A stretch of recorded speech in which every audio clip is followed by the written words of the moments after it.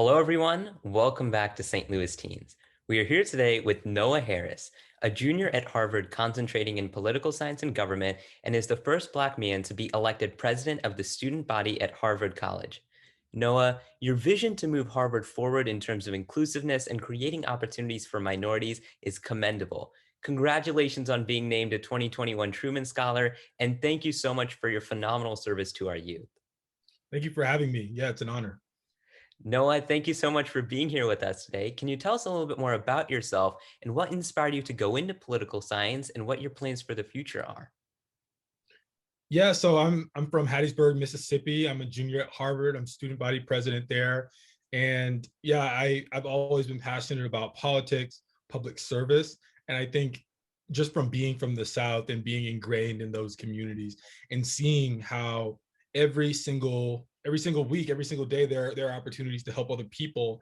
And it's really embedded in the culture that you should be building up your community, trying to leave places better than you found them. And so I think that's always been something that's at the center of my experience. And I think I've had amazing role models that have always been in my life who I've seen in public service doing that work.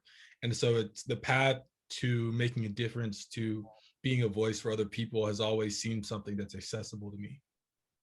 And building tomorrow's Harvard is your vision and was your campaign slogan. What are the steps that you envision to building tomorrow's Harvard? Well, I think it's a longer road than I think any catchy slogan can embody. But I think our main goal was to try and tell people that we're here to build these longer term victories and to be a foundation for anything that the student body wants to achieve, and that's creating a more diverse, more inclusive space on this campus. Harvard wasn't really built for people who look like me. It was built for the wealthy, elite of the Northeast and people who come from power. And so we're trying to make this space our own and try and build an inclusive space that wasn't really meant for us. And so I think it really starts with kind of coming in with no assumptions and not assuming that people from all different backgrounds, from different starts and stuff like that have we can't assume that they have the same academic background. So it starts with things like academic inclusion. It starts with trying to level the playing field with respect to resources such as storage or mental health or transportation. And I think all of that is just really important. And that's the work that we're doing. And Noah, you actually started on this work at a very young age, even at Harvard. You're one of the few freshmen to be elected to the student body as financial committee chair. And you stated back then that you had never done student government where the government actually had a significant budget of $500,000. What Right. were you able to implement with that budget and what lessons have you learned? Well, I said we have $500,000 at our disposal, but normally about 300 to 350,000 of that is going to be earmarked solely for student organizations. And so that's a big portion of it, but we do have discretion over another part of the rest of it. So for the money that goes to student organizations, usually we're trying to drive the student experience. And what's really cool about that is we can kind of affect and set the tone for which types of events are the events that we deem are important and deem have value and merit in the Harvard social scene. So that's a really cool responsibility. And so we make sure that the money that we're giving out, it's going to events that are inclusive, that allow for people have to have a financial accessibility. So almost all the events are free. And so I think it's just a number of things that we can value there. But with the rest of the money, I think it's really important for us to use it to have projects that are able to provide resources to students, especially during a difficult time for a lot of people, and really try to make it Harvard a place that's more welcoming by being able to provide things that maybe the university isn't. So for instance, with storage, having such large common spaces and things like that, like we have with our residential system at Harvard, the dorms aren't really small and cramped. And so there's a lot more space to fill with your things. And so while most schools across the country don't provide storage, Harvard has for a long time, but as our residential houses are being renovated, they've stopped providing housing. I mean, not housing, but storage. And so we've come through and tried to be try to fill those gaps for people in paper storage and rent warehouses and be able to do the thing that they need, at a certain time. And so I think those are the types of things that we're using the money for. And I think it's so incredible that you were able to really go out and really meet the students' need with that money and the opportunity to be a part of the student government. I would like to switch over, Noah. You worked with Black Lives Matter protests and helped raise $300,000 for Black advocacy and civil rights organizations, an absolutely amazing success and contribution. I would like to ask, what are your keys to success in the fundraising arena? So that was a successful campaign, I think. And that now that we're coming up on 1 year since the death of George Floyd, I think we have to recognize that certain events such as that are times where we can try and take the tragedies and turn them into to progress for all people. And I think that was an instance that we really tried to take um, take people's kind of drive and kind of commitment to anti-racism and put them to the test where they can actually make a difference on the ground for so many people.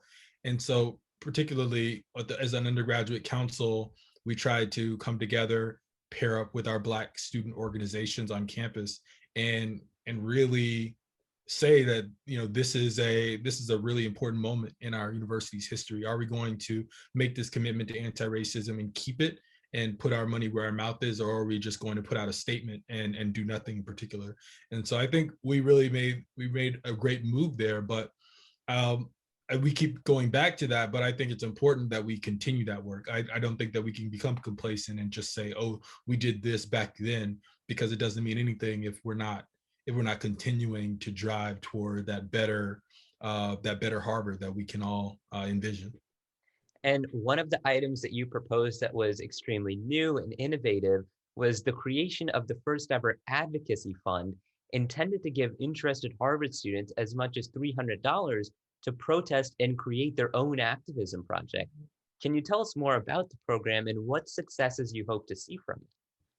Right. So at Harvard, we just have this huge kind of just student drive for activism to take on causes both at the university and outside of Harvard's gates. And so it's taken different forms during the pandemic. It's been used for a lot of other things other than in-person large gatherings like we're maybe used to. But I think that'll come later as we transition out of the pandemic. But I think we're just trying to give space to people and just give them the resources and the platform to be able to uplift their voices. And I think that's central to building tomorrow's Harvard, because we're, as a student government, we're not going to be able to create that from within. It's going to take all the energy from all communities. And so we have to allow them and give them the space to drive their own change. And I think it's starting to work, but it's like you said, it's a constant effort. It's not something that's just in one moment in a vacuum. And Noah, how do you think that teens and youth can be a part of the anti-racism movement and more specifically partner with their schools, colleges, and our government to create an even stronger impact?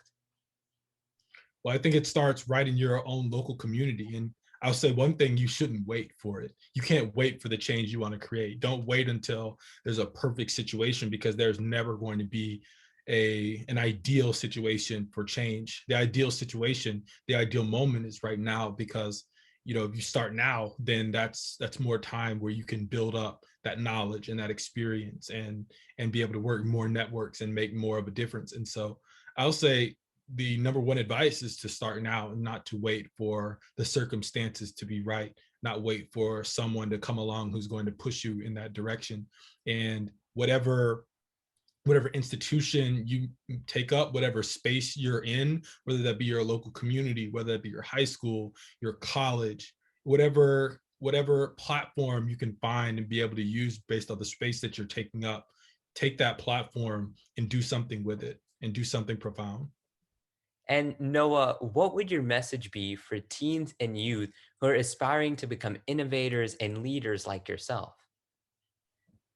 I would say make sure it's genuine. I think we have a lot of kind of activism that's important, of course, but if it's not what you're really passionate about, if it's not something that makes you want to get up in the morning and do that work all day long, and I would say make sure that when you're trying to become a leader, learn how to lead yourself first. Learn how to do the work, to because you can't necessarily learn how to, you can't lead other people in a social movement or for a certain cause or for any effort or project if you haven't checked yourself, looked within yourself, and made sure that you're 100% locked in. And so I would say that that's an important step. So make sure that you are secure in your own priorities for this and being committed to it. And then it'll be that much more more genuine when you're trying to impart that passion onto other people. Noah, thank you so much for your amazing service to our youth and to our country. And thank you so much for your time today and answering all of our questions. Of course. Thank you so much for having me, and I wish you the best.